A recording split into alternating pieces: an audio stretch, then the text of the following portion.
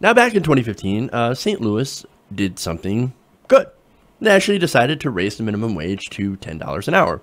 Now, hey, look, I believe in raising it to $15 an hour to a living wage, but hey, look, the city passed an increase, and an increase is an increase, right? And there was no doubt that even only at $10 an hour, it was going to help people in St. Louis. It's going to help the people that live there. Because again, before this happened, they were making the state minimum wage, which was $7.70. Now, I said it was going to help them, right? So wait a minute, what happened there then? Well, the Republican Party, that's what happened. Now, CNN has reported that a new Missouri law will actually go into effect August 28th. That will now override the city's minimum wage and lower the hourly rate in St. Louis from $10 an hour to $7.70. Now, this, of course, is a preemption law. So what they're saying is that, well, we, the state, are saying that you in the city, you cannot pass laws to raise your minimum wage. You can't have democracy anymore. No, we up top at the state level are telling you cities what you can and can't do. So let me give you the details on what happened. Now, the Republican-led Missouri General Assembly had passed a law earlier this year, that preemption law that prohibits local governments from setting a higher minimum wage than what the state requires. Now, I want any guesses of why they did that? I mean, look, for one, here's the city of St. Louis. Yes, it's a more liberal city, saying, well, we want to help our workers, and we know that one of the best ways to help them is not more welfare programs, is actually make sure that they can make more money so they can get off those welfare programs and actually boost the economy. I mean, we've got studies all over that basically show that when people have more money in their pockets, they spend more, and there's more demand for workers, and companies end up hiring more workers, right? Well, the state of Missouri, the Republicans in the Senate, in the General Assembly, said, you know what? No, we don't want you to do that. Actually, how dare you help out workers? You're supposed to crush them. And that's what we want to do. That's what our donors want us to do. We want you to crush our workers. Now, the state is saying, we know better than you, so we're going to prevent you from doing anything to help your workers. Now, that's pretty shitty of the Republicans. Now, of course, the governor of Missouri is a man named Eric Greitens. Now, Eric Greitens, he loves this bill. He hates the fact that, you know, St. Louis wanted to raise the minimum wage. In fact, he hates the idea of raising the minimum wage whatsoever. But the funny thing is that the way Missouri works is that he doesn't have to sign this bill.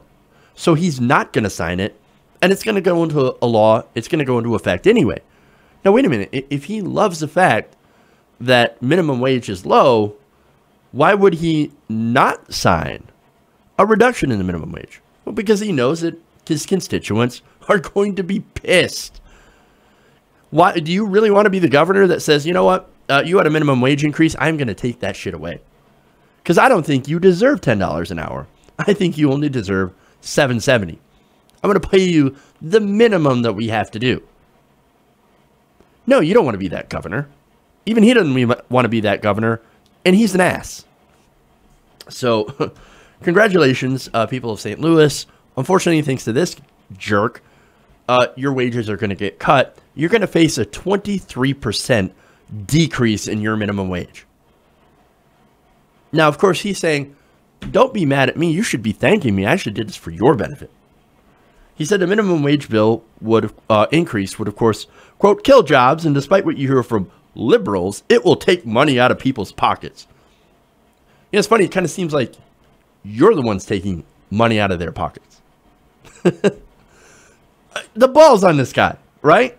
Now, I know the argument, right? Oh, but you know what? You're when you raise minimum wage, you're going to kill jobs.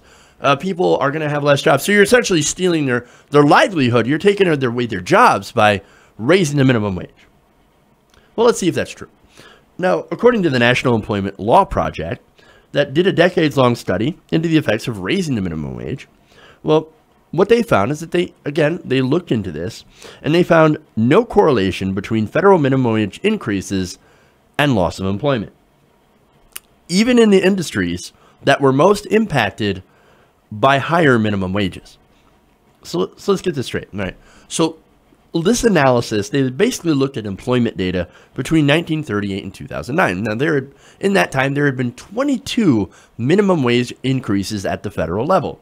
Now, they found that in a substantial majority of instances, about 68%, overall employment increased after a federal minimum wage increase. In the most substantially affected industries, the rates were even higher. For example, in the leisure and hospitality sector, employment actually rose 82% of the time following a federal minimum wage increase, and in the retail sector, it went up nearly 73% of the time. So a vast majority of the time, you raise the minimum wage, you actually get more jobs. That is not what they're saying in Missouri. Greitens is like, no, you're going to lose jobs. Trust me. Why do I trust you when I have a mountain of historical data that proves the complete opposite? Just saying. And look, to be fair, 68% of the time it increased. Well, what happened to the rest of the time? Well, the only times that you actually had a decrease of employment from an increase in wage is during times of recessions or depressions. So when the economy isn't doing good overall, even if you raise the wages, you'll still get losses. So again, that doesn't have anything to do necessarily with the minimum wage being increased. Now, of course, these results are in line with the myriad of other studies that have shown similar results. Bottom line, raising wages actually does increase employment, or at least it doesn't decrease employment. Now, you don't need to be an economist or a genius to figure out that when people have more money, they're actually going to spend it, right?